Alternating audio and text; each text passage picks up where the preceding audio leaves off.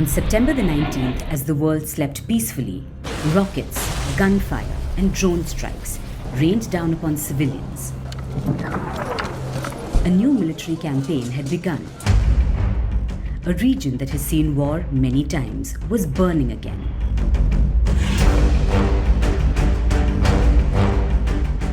A place that's rarely given the importance that it deserves. A mountainous majesty that's tucked between two nations, Armenia and Azerbaijan.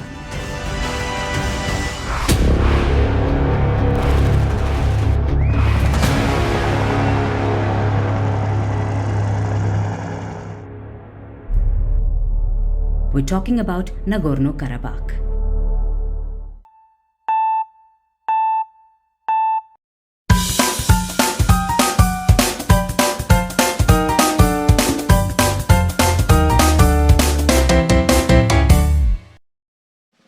Assalamualaikum warahmatullahi wabarakatuh.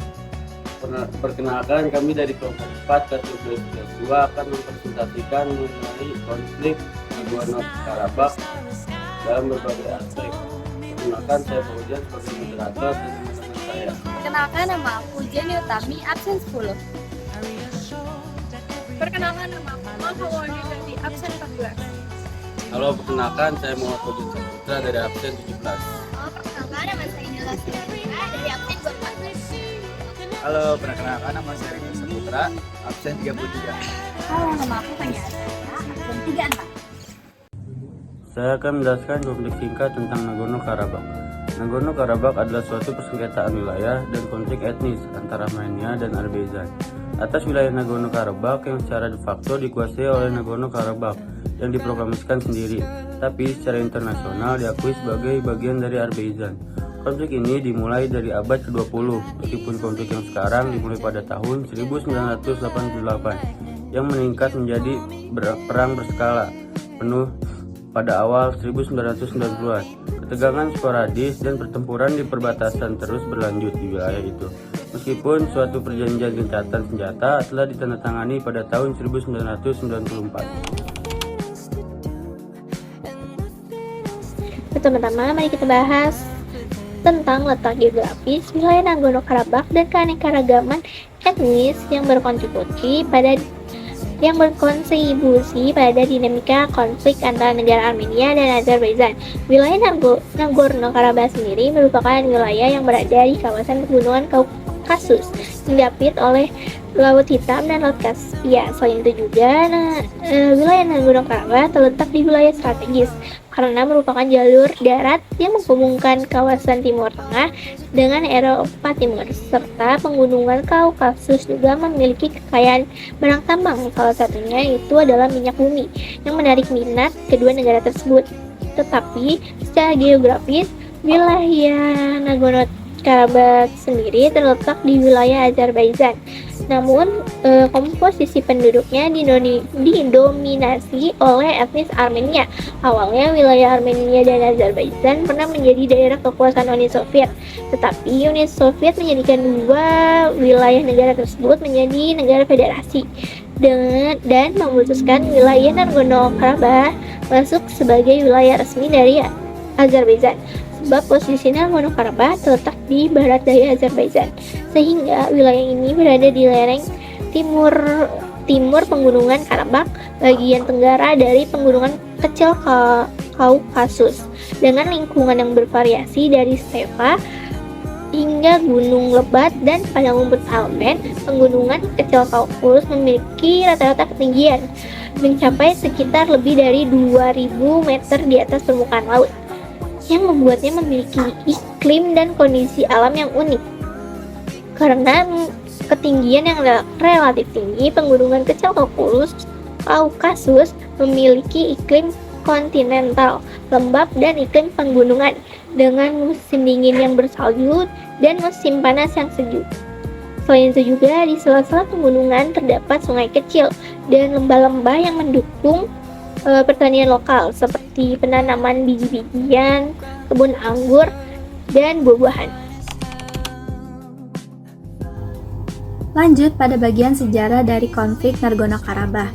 Nagorno-Karabakh diperebutkan sebab merupakan wilayah di kawasan pegunungan Kaukasus yang diapit oleh Laut Hitam dan Laut Kaspia. Nagorno-Karabakh menjadi wilayah yang dipersengketakan oleh dua negara, yaitu negara Armenia dan negara Azerbaijan. Nagorno-Karabakh terletak di wilayah strategis karena merupakan jalur darat yang menghubungkan kawasan Timur Tengah dengan Eropa Timur. Tanah dari pegunungan Kaukasus juga menyimpan kekayaan barang tambang, salah satunya minyak bumi. Pada masa Uni Soviet, Nagorno-Karabakh diberikan status otonomi di bawah Azerbaijan, meskipun Armenia mengklaimnya sebagai bagian dari warisan budayanya. Ketika Uni Soviet melemah pada akhir 1980-an, nasionalisme meningkat dan parlemen lokal Nagorno-Karabakh mengadakan referendum untuk bergabung dengan Armenia. Azerbaijan menolak dan berusaha mempertahankan wilayahnya, sehingga konflik bersenjata pecah setelah Uni Soviet runtuh pada 1991.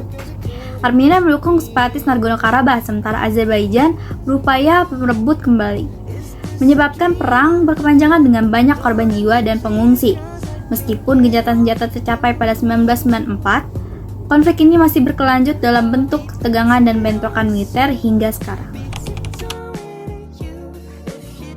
Selanjutnya dalam hal ekonomi, Nagorno-Karabakh, sebuah wilayah yang lama menjadi sengketa antara Armenia dan Azerbaijan, mengalami hambatan besar dalam kegiatan ekonominya selama konflik. Blokade ekonomi yang diberlakukan oleh Azerbaijan menyebabkan keterbatasan dalam arus barang masuk dan keluar, membuat wilayah ini sangat bergantung pada Armenia untuk kebutuhan pokok seperti pangan, obat-obatan, dan bahan bakar. Nah, sebelum konflik 2023, sektor pertanian dan industri kecil menjadi tulang punggung ekonomi dengan hasil pertanian seperti anggur dan madu sebagai komoditas utama. Namun, perang dan ketidakstabilan politik menyebabkan produksi menurun drastis, menghambat ekspor dan memutuskan jalur perdagangan. Ketika Azerbaijan mengambil alih sepenuhnya pada September 2023, sebagian besar penduduk etnis Armenia meninggalkan wilayah tersebut, mengakibatkan kelumpuhan ekonomi. Nah, pasca konflik, Azerbaijan mulai mengintegrasikan wilayah ini ke dalam sistem ekonominya. Tetapi tantangan besar seperti rekonstruksi infrastruktur dan pemulihan aktivitas perdagangan tetap menjadi hambatan utama bagi perekonomian Nagorno-Karabakh. Selanjutnya dalam hal sosiologi, konflik Nagorno-Karabakh merupakan sengketa wilayah etnis antara Armenia dan Azerbaijan. Atas wilayah Nagorno-Karabakh yang secara de facto dikuasai oleh Republik Nagorno-Karabakh, tetapi diakui secara internasional sebagai bagian dari Azerbaijan.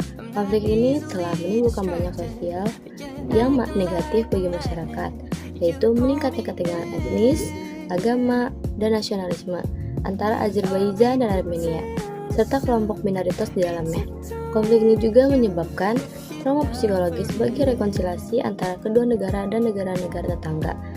Ada beberapa dampak dari konflik Nagorno-Karabakh pada masyarakat sekitar yang dapat menyebabkan, yaitu konflik ini menyebabkan banyak korban jiwa dengan perkiraan sekitar 5.000 orang tewas dan kedua belah pihak. Selain itu, banyak orang terluka, hilang, atau ditawan. Dan terakhir, konflik ini meningkatkan ketegangan etnis, agama, dan nasionalisme.